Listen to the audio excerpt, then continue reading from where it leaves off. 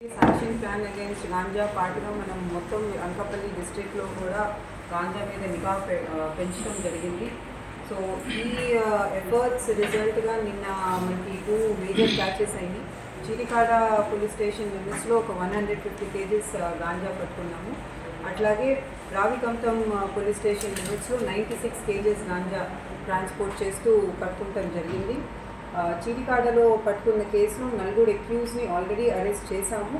ఇంకా 2 absconding accuse పేర్లు కూడా ఉన్నాయి, వాళ్ళని కూడా తొందరలోనే అరెస్ట్ చేస్తాం.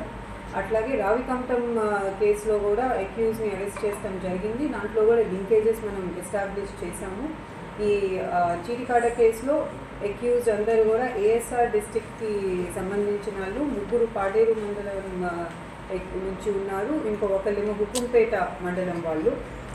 ఇక్కడ రావికంఠంలో కట్టిన కేసులో కృష్ణా డిస్ట్రిక్ట్కి సంబంధించిన అక్యూజ్ని అరెస్ట్ చేయడం జరిగింది.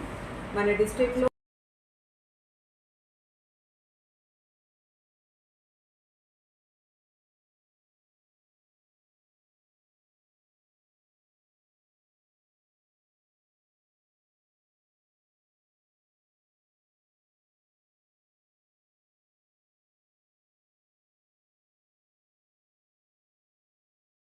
Thanks for watching. Please subscribe our Spy News Live channel.